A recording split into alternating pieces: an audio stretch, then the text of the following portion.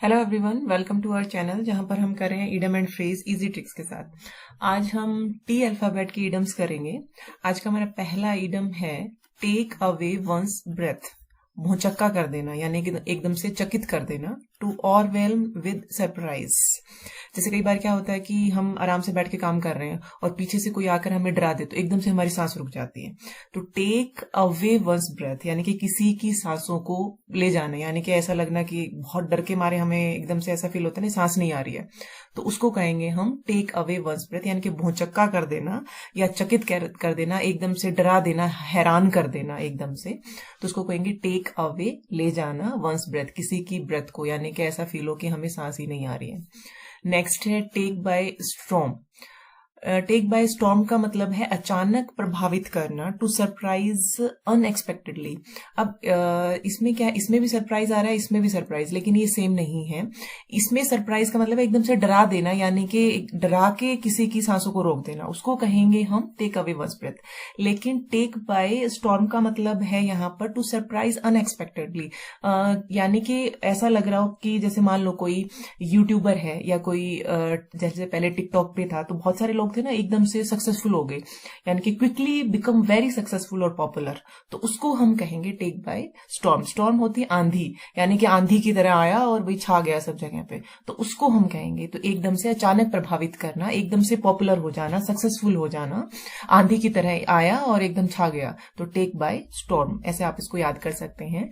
Next है take into account, पर विचार करना, टू कंसीडर। बहुत कॉमन है, बहुत बार यूज करते हैं कि आप मान लो आप किसी कमेटी में हैं और आपसे आपकी राय पूछी जाती है किसी मुद्दे पर, तो आप कहते हैं कि मेरी ये राय है और मेरी इस राय को आप अकाउंट में रखना, यानी कि इस पर विचार करना, थिंक करना, कंसीडर करना इस चीज को, तो उसको कहेंगे हम टेक इन टू अकाउंट। या फिर आप ऐसे याद कर सकते हैं, मान लो जैसे आजकल प्राइवेट स्कूल्स में क्या होता है, पेरेंट्स से राय मांगी जाती है कि हम क्या अच्छा कर सकते हैं, आपको क्या ऐसा लग रहा है कि हमारे आपके बच्चे में और सुधार हो सकता है, तो हम अपनी किस चीज में सुधार करें, तो उसको भी हम कह सकते हैं कि टेक इन टू अकाउंट, यानी कि वो पेरेंट्स के जो राय है या उनकी जो विचार है उनको ध्यान में रखना चाहते हैं, उस पर थिंक करना चाहते हैं, उस पर थिंक अबाउट, आप ये भी कह सकते हैं, इसका सिनोनिम है थिंक अबाउट। तो टेक इन टू अकाउंट का मतलब किसी बात पर विचार करना, या हाँ ये बात तो ठीक लग रही है, इसको हम अपने अकाउंट में रख सकते हैं, इस पर हम सोच विचार कर सकते हैं, इसको हम कंसीडर कर सकते हैं।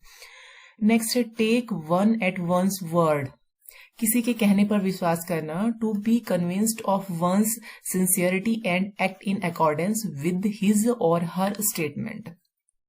जैसे हम किसी पर बहुत ज्यादा विश्वास करते हैं, तो हम, अगर कोई हमारा ऐसा है जिसमें हम बहुत विश्वास करते हैं, तो वो अगर कुछ बात कह भी देगा ना, मान लो ये कह दे कि भाई मैं तेरे को नौकरी लगवा दूंगा या मैं आपको तुझे विदेश भेज दूंगा, तो हम उस ज्यादा छानबीन नहीं करते हैं, हमें उस पर विश्वास है तो सिर्फ हम क्या करते हैं, उसकी कही हुई बात पर विश्वास कर लेते हैं।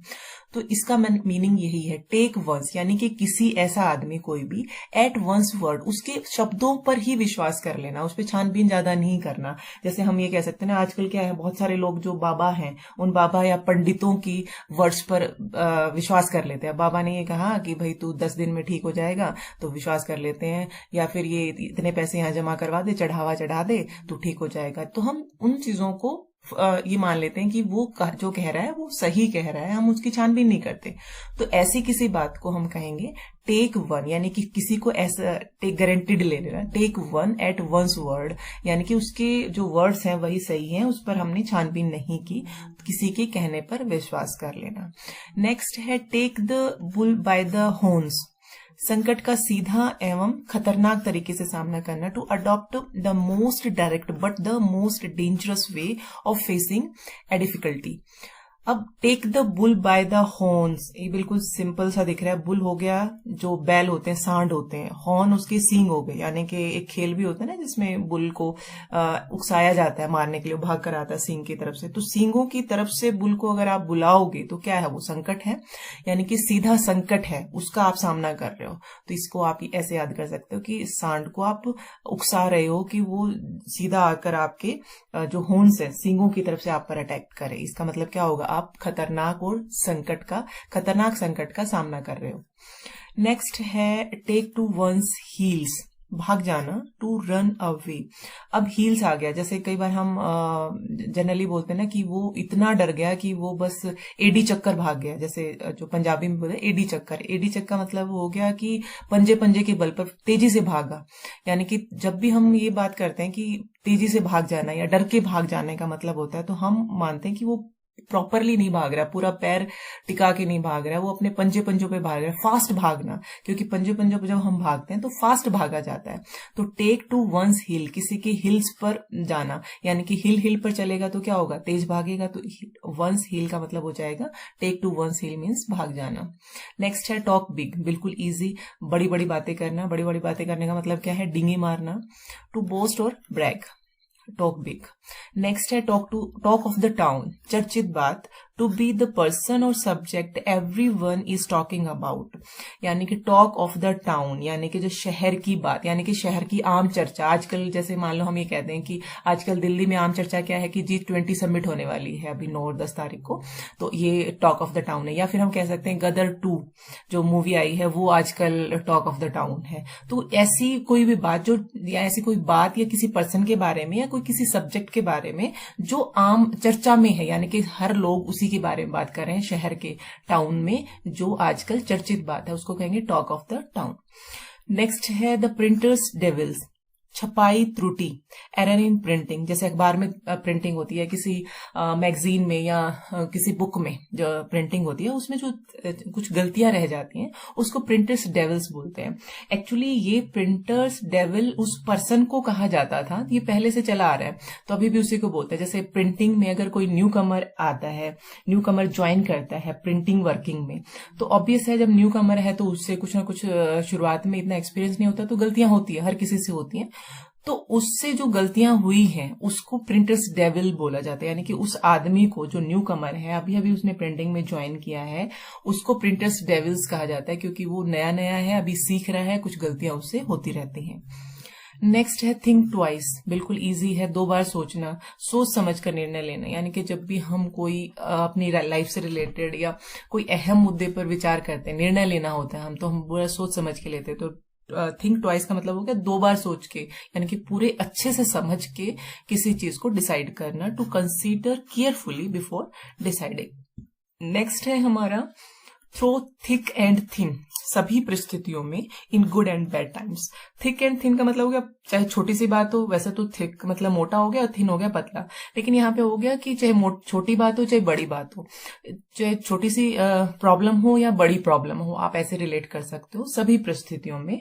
यानी कि supporting something someone in all circumstances, किसी तरह की भी सर्कमस्टांसेस आ जाएं, किसी को सभी परिस्थितियों में अगर आप सपोर्ट कर रहे हो तो आप कहोगे कि मैं इसका सपोर्ट कर रहा हूं through thick and thin. Actually में जो हमारे पेरेंट्स होते हैं, तो हम पेरेंट्स को ये कह सकते हैं कि पेरेंट्स हमारी सभी परिस्थितियों में हमें सपोर्ट करते हैं, सपोर्ट करेंगे। तो पेरेंट्स के लिए हम ये यूज कर सकते हैं कि पेरेंट्स हमेशा हमारे लिए क्या रहते हैं, थ्रू थिक एंड थिन, हर परिस्थिति में, छोटी से छोटी और बड़ी से बड़ी परिस्थिति में हमारे पेरेंट्स हमारे साथ खड़े रहते हैं। नेक्स्ट है हमारा थ्रो गोल्ड वाटर अपॉन, हतोत्साहित करना, टू डिस्करेज, बिल्कुल इजी है। थ्रो कोल्ड वाटर का मतलब जैसे कई बार हम ये कहते हैं ना कि किसी पर कोल्ड वाटर फेंक देना, ठंडा पानी डालना। ठंडे पानी का मतलब क्या होता है कि अगर वो एकदम से उत्साह में था तो उसको डिस्करेज कर देना। या फिर जैसे कई बार होता है ना कि आपने सुना होगा कि हमारे मान लो कोई फाइल है और वो किसी ऑफिस में हमने फाइल जमा करवानी है। फाइल का मतलब हो गया आपका कोई काम है जो गवर्नमेंट के थ्रू होगा, कि पहले फाइल इस ऑफिसर के पास जाएगी, फिर नेक्स्ट के पास, फिर नेक्स्ट के पास। लेकिन कई बार क्या होता है कि फाइल को ठंडे बस्ते में डाल दिया। जैसे कई बार आपने ये वर्ड सुना होगा कि ये काम तो सरकार का, ये काम तो ठंडे बस्ते में चला गया। ठंडे बस्ते का मतलब क्या होता है कि वो रुक गया है, वो ज्यादा एक्टिव नहीं है। तो उसी तरह से यहाँ पे ठंडा वाटर डालने का मतलब है, कोल्ड वाटर डालने का मतलब है कि वो जिस उत्साह के साथ किसी काम को करना चाह रहा था उसको डिस्करेज कर दिया गया। जैसे मान लो आप यूपीएससी के एग्जाम की तैयारी कर रहे हैं, तो जैसे कोई रिश्तेदार या कोई फ्रेंड आपको ये कह दे ये तो इतना एवरेज है, ये कैसे यूपीएससी निकाल पाएगा, ये तो नहीं। आप पूरे मन से लगे हुए थे यूपीएससी की तैयारी की मैं करूंगा, और कोई आपको कहे कि ये तो कर ही नहीं सकता, इसके तो 10th में इतने मार्क्स हैं, 12th में इतने मार्क्स हैं, या इसके लिए तो ये चाहिए वो चाहिए, इसके लिए तो इतना सिंसियर होना चाहिए। तो कहने का मतलब वो क्या कर रहे हैं, आपको डिस्करेज कर रहे हैं। इसका मतलब आपके ऊपर क्या फेंक रहे हैं, cold water, throw cold water upon, इसका मतलब हो जाएगा हतोत्साहित करना। नेक्स्ट है throw down the gauntlet, challenge करना, टू चैलेंज। अब ये हमने पहले भी किया था, गॉन्टलेट से रिलेटेड हम 2 इडम्स कर चुके हैं। एक्चुअली गॉन्टलेट होता क्या है, जो पहले लोग लड़ाई करने के लिए युद्ध के मैदान में जाते थे तो पूरे शरीर पे लोहे का जो चोला पहनते थे, लोहे के, हाथों में ग्लव्स, पैरों में और चेस्ट पे भी पूरा जो उनका लिबास होता था लोहे का होता था। तो गॉन्टलेट होते हैं लोहे के ग्लव्स, हाथों में जो पहने होते हैं, ताकि जब वो लड़ाई करें तो अगर उन पर तलवार लगती है तो उसका असर ना हो उनके ऊपर। तो वहां पर हमने एक इडम किया था पिकअप द गॉन्टलेट, और ये है थ्रो डाउन द गॉन्टलेट, यानी कि एक तो गॉन्टलेट को पिक करना, उठा लेना, और एक है थ्रो करना। तो इसमें क्या था एक्चुअली, मान लो 2 योद्धा आमने सामने खड़े हैं, दो या आप कह सकते हो 5-6 ऐसे योद्धा हैं जो सामने खड़े हैं। एक योद्धा कह रहा है कि मेरी ये बात है, ये सभी आप मानो, अगर आप नहीं मान रहे हो तो क्या करता है, मैंने ये अपना गॉन्टलेट नीचे फेंक दिया है, जो मेरी बात से सहमत नहीं है वो उसको उठाओ। अब जो गॉन्टलेट उठाएगा इसका मतलब उसने उसका चैलेंज को कबूल कर लिया है कि मैं आपकी बात से सहमत नहीं हूं। तो थ्रो का मतलब क्या हुआ, चैलेंज देना। गॉन्टलेट अगर आप नीचे फेंक रहे हो इसका मतलब आप चैलेंज दे रहे हो सामने वालों को, और अगर किसी ने उस गॉन्टलेट को उठा लिया, पिकअप कर लिया, तो इसका मतलब उसने क्या किया, आपके चैलेंज को एक्सेप्ट कर लिया। तो यहां है थ्रो डाउन द गॉन्टलेट, यानी कि थ्रो डाउन का मतलब क्या होता है, चैलेंज करना, किसी को चैलेंज करना कि मेरी ये बात मान रहे हो तो ठीक है, नहीं तो मैं तेरे से लड़ाई करने के लिए राजी हूं। तो थ्रो करना यानी कि किसी सामने वाले को चैलेंज करना। नेक्स्ट है टूथ एंड नेल, पूरी ताकत से, वायलेंटली। टूथ एंड नेल का मतलब हो गया अपना पूरी जान लगा देना किसी चीज के लिए, किसी चीज को पाने के लिए। एक्चुअली ये लिया कहां से गया, जैसे पहले जो एनिमल्स हैं, एनिमल्स के बीच जो लड़ाई होती है वो एक्चुअली होता क्या है कि उनके पास कोई हथियार तो होते नहीं है, वो अपने दांतों से या नाखूनों से पूरी ताकत से लड़ाई करते हैं। तो यानी कि अब जीतने के लिए पूरी ताकत झोंक देते हैं, तो वहां से लिया गया टूथ एंड नेल। आप अपने इसको रिलेट कर सकते हैं, मान लो आप किसी एग्जाम की तैयारी कर रहे हैं और आप कह रहे हैं मैंने तो अपना बेस्ट दे दिया, मैंने पूरी ताकत लगा दी, यानी कि अपने टूथ एंड नेल यूज कर लिए, यानी कि जो मैं कर सकता था बेस्ट से बेस्ट वो मैंने किया। नेक्स्ट है ट्रू टू वंस सॉल्ट, वफादार, नमक हलाल, लॉयल पर्सन। तो ये तो नमक हलाल मूवी भी है अमिताभ बच्चन जी की, तो नमक हलाल उसमें क्या है, ट्रू टू वन साल्ट, जिसका नमक आपने खाया है उसके प्रति आप सच्चाई शो करें। जैसे आपने शोले सभी ने देखी होगी, और एक फेमस डायलॉग है ना उसमें, जब जो गब्बर है वो कहता है, उनको मारने के लिए तैयार होता है, तो एक कहता है कि मैंने आपका नमक खाया है, तो फिर गब्बर कहता है कि नमक खाया तो गोली खा। ये एक डायलॉग जो फेमस है। तो सॉल्ट का मतलब नमक खाने का मतलब ये होगा कि मैं वफादार हूं, आपके साथ मैं गद्दारी नहीं करूंगा।